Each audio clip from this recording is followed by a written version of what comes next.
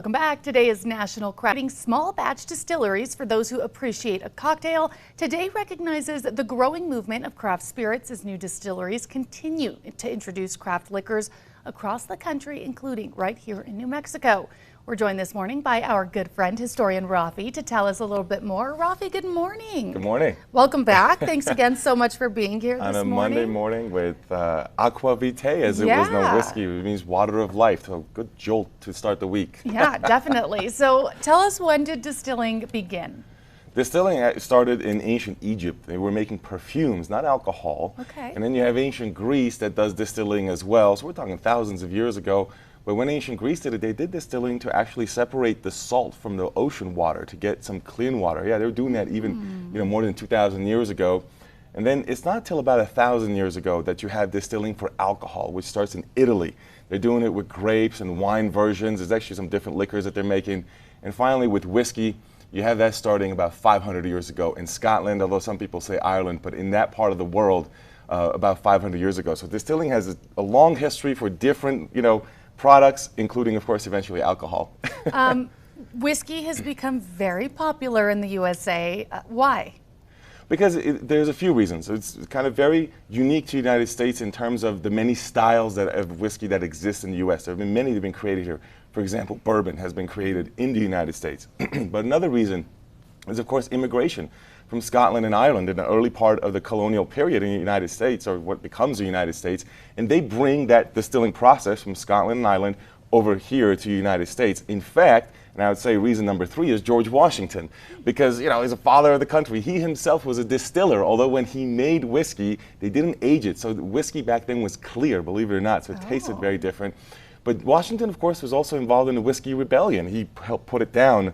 Many of you may have heard the Whiskey Rebellion, which is in the 1790s in Pennsylvania, when Alexander Hamilton, speaking of Hamilton, of course, a musical right here in town right now, decided or proposed to consolidate the debt of the states from the Revolutionary War to the federal government. So one of the things they did was impose a whiskey tax, and the whiskey producers in Pennsylvania were not happy. They thought it favored larger producers. There were smaller producers and a few other reasons, and so it led to many crazy things like burning down someone's house. It led to stripping a tax collector naked and tarring and feathering him. So George Washington got involved and led federal troops to Pennsylvania to suppress it, and it was the first federal test, the first test of federal authority.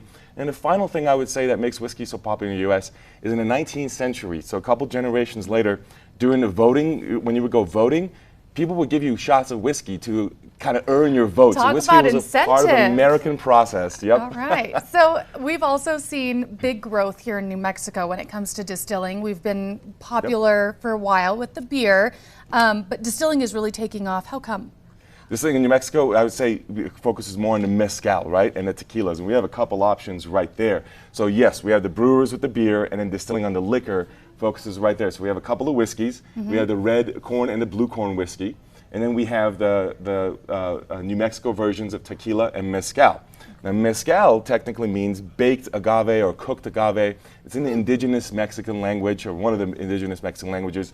And there's records of that going back 1,000 years or more, or at least oral traditions that go back 1,000 years or more.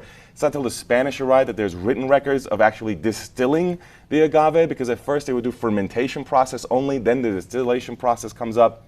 And tequila, of course, comes from a specific part of Mexico, in Tequila, Mexico, and in and around, and is a specific process, but technically is a type of mezcal. So that's why the New Mexico tequila that you see is not called tequila, because it's not from Mexico, but it's the same process. Now, mezcal has that smoky flavor because it's made over fire coals, which is the historic way. Tequila is more recent comparatively, and so it has that clearer taste because it's steamed rather than baked with the hot coals like mezcal is. So, but remember that tequila is simply a type of mezcal. So both these processes go back a time. They're both from agave, and they're both, of course, relatives as a result. Rafi, where can we go for more information? I would check out any of the local distilleries. So you have a couple right here that you would check out. You can go to some liquor stores in town that have local, whiskey and local mezcal and other things. And of course, you can go around and check out the distillers organizations and such here locally in New Mexico. Perfect. Thanks again, Rafi, so much for being with us again this morning. For a full recap of the entire interview, head to alwaysonkrqe.com. We'll be right back.